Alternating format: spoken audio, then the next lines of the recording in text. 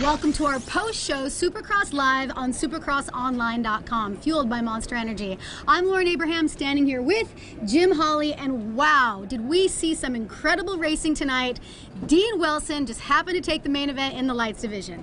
Well, he rebounds from last weekend, Lauren. You know, he had that 6, and he was disappointed with himself. He comes back here tonight in Phoenix, and he knows he's got to make a statement because Cole Seeley wins last weekend, and Cole Seeley ends up finishing 5th. So, I mean, he's tightening up the points, but it was a good win for him. But, you know, I was more impressed with Marvin Musquin, the man from France, in his second ride here. You know, last year he was injured. He finishes up second. He put in a great ride. And remember at Anaheim, I was telling you, watch this guy. He's got good lap times, and he finished up 4th there. So he comes back with a second. He's happy and everything. And 3rd place, what a ride that was. See, Tyler Rattray. Tyler Rattray, and I was mentioning Tyler Rattray because that guy got the whole set. He collects $1,000 from Nuclear Cowboys. He's taking his team out tonight. Exactly, and most of all, he's got the point lead. He can come into Dodger Stadium next week and run that red background because Tyler Rattray is leading the points on that West Coast after 2 rounds. Now, what a performance by Eli Tomac tonight. Wow, taking it from 12th place all the way to the leading pack.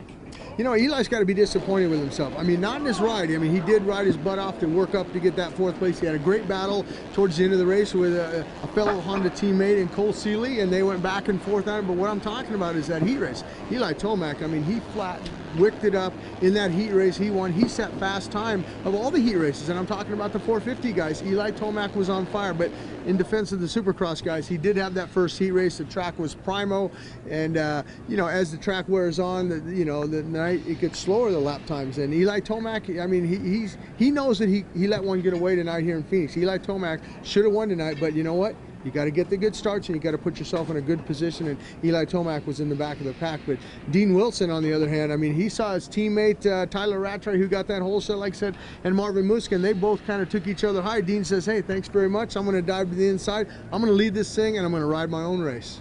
And you talked about the track earlier. That definitely had a major effect on where these guys podium tonight. Yeah, they struggled for traction out there. I mean, especially in that lights class. I mean, these guys were struggling to get traction, and you had that little bit of sand section they had in there. Everybody's set up with hard track tires, and they hit that sand, and they're sliding. They're having their problems. But you know, let's move over to that 450 class, because that 450 class was a barn burner. Yeah, the sand section definitely took some people down. You know, we thought that Stewart had it tonight, but he did go down in the sand.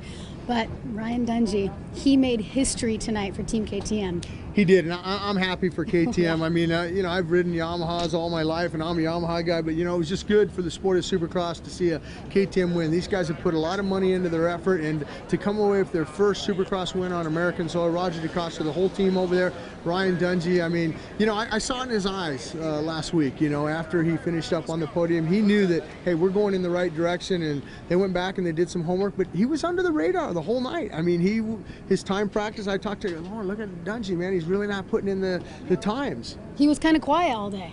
He was, but when that main event came and that gate dropped, he runs it off into the turn 1 down there, and comes away with that $1,500 from Nuclear Cowboys for that whole set. It reminded me of Kevin Atherton, some old dirt track buddies of mine, running it into turn 1, because Dungey came with it. He did not look back. He led every lap, and that guy did not make a mistake. I mean, I was watching him out there. He hit every line, every time, all his braking points, all the time when he turned the throttle on coming out. That rear wheel didn't break loose once with him. He rode a phenomenal race. But I'm going to transition over to the second place guy, Jake Weimer. I mean, it's a favorite of ours. Amazing. I mean, Phoenix has been good to Jake Weimer. He's won here before. He's won lights championships, but that guy comes out, has a little help from Ryan Villapoto in that heat race. Ryan Villapoto going down. Jake Weimer comes away with his first win. He's feeling confident when he goes back there. He knows, hey, tonight I can be on the podium, and Weimer comes away with that second place finish. He was very happy earlier tonight. And then Villapoto, I mean, he was hauling up the whole back of the entire race, and then all of a sudden he's in 3rd.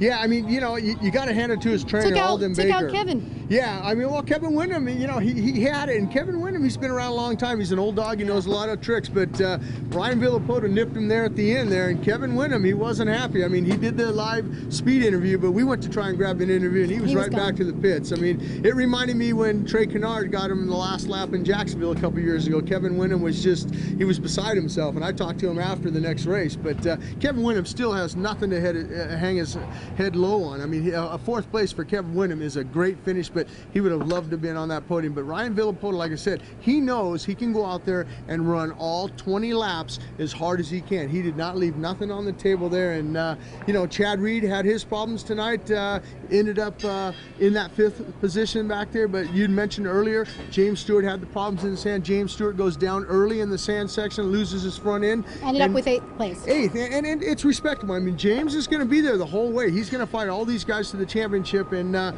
we got a fight on our hands, and we're heading to Dodger Stadium next week, and it's going to be great there. We'll see you in Los Angeles. That wraps it up for our post show. I'm Lauren Abraham here with Jim Holley. Thank you for joining us.